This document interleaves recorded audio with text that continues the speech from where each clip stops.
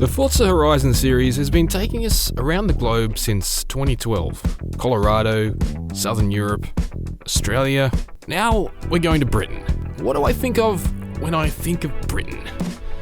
Mary Poppins, Michael Caine, moles? I don't know, maybe that's a little unfair. I mean, Australia and Britain aren't really that different, culturally speaking. Geographically, though, that's a different story.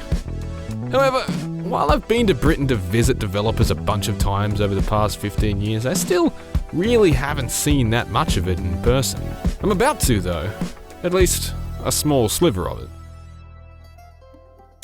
Today's trip will take us from leafy Leamington Spa, the home of Forza Horizon 4 developer Playground Games, to a tiny blip on the map between Snows Hill and Broadway, deep in the Cotswolds. It's the site of a small cottage that served as a key part of Forza Horizon 4's early production process, and will be there in the game for us to find come October. The Cotswolds is the second largest protected landscape in England. Only the Lake District is larger, which also appears in Forza Horizon 4. The Cotswolds reportedly receives 38 million day visits a year. It's about to get 6 more, and they're all named McLaren. A multi-million-dollar convoy has been unloaded into the modest car park in front of Playground Games' studio building. It's a scene that brings most of the staff outside and begins stopping bystanders. A man on a bicycle asks if the McLarens are Italian. He seems quietly impressed that they were all built in a giant shed in Surrey. Our McLaren for today is a 720S, a car which, in some cases, has proven to be near equal to the P1. Our McLaren chaperone implores us not to switch off the traction control. The 720S officially packs 710 horsepower at the crank, which is like 10 Volkswagens and a really good chainsaw. But anecdotally, the motoring press are tipping that figure is a lot closer to 800. Either way, it's a lot more than you need to poodle around a few single-track country lanes avoiding tractors. Yes, there are worse ways to spend a Wednesday than this. You're right about racing games long enough and somebody is going to stick you in a real car once in a while. You get to sign a waiver your family will wish you didn't if you die, and feel what life is like for a motoring journalist for an afternoon. It's not the first time it's happened, and it won't be the last. The 720S, however, is a real wonder. It has what feels like a Lotus Elise-style connection between my hands, the steering, and the road. But while the Elise is a bit like a shifter cart with a roof, the 720S is refined and sophisticated. Everything I ask it to do, it responds instantly. The balance is astonishing, and the acceleration is blistering. There's only so much you can wring out of a car like the 720S while remaining in the vicinity of a posted speed limit, but it is a tremendous car.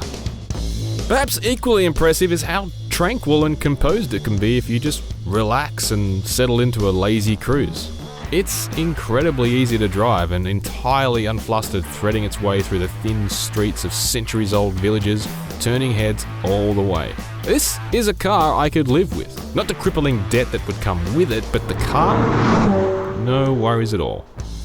I'm not a motoring rider, but I am a car lover and I love driving cars. But the car is only half the story here. In a series like Forza Horizon, the cars may be the stars, but it's often the stage that warrants the biggest ovation. The Cotswolds is a beautiful area. I can tell why it made it into Playground Games' British megamix. The rural atmosphere isn't necessarily that detached from where I actually grew up myself, but everything is so much more green and cramped. Thick hedgerows turn thin ribbons of tarmac into narrow corridors.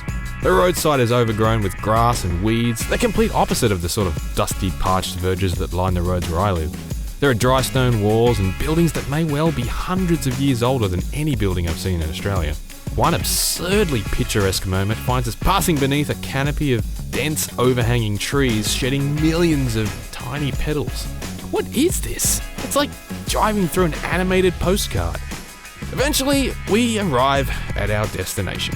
We finally made it. We made it to Snows Hill Cottage, down many single-track roads, lined with hedgerows, lots of oncoming traffic, but we're here, and it's extremely quaint. I've never driven through England before, so it was always going to be like a pretty big novelty.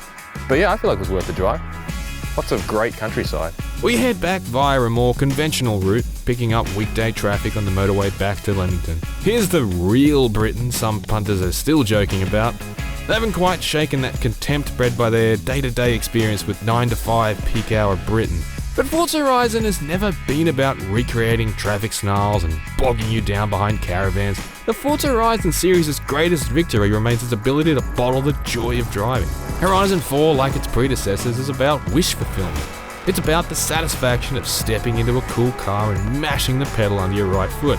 Take an enormous cross-section of the world's most desirable, iconic and sometimes quirkiest cars and set them loose in a beautiful place. That's always been the Horizon mandate. I think Britain is a beautiful place. So it's not America or Japan. There are a trillion games set in America and Japan. And anyway, I can't see this being the last Forza Horizon game, can you? In Forza Horizon 3, Playground Games delivered me a wonderful ode to my own backyard. I genuinely can't wait to see what they've done with theirs.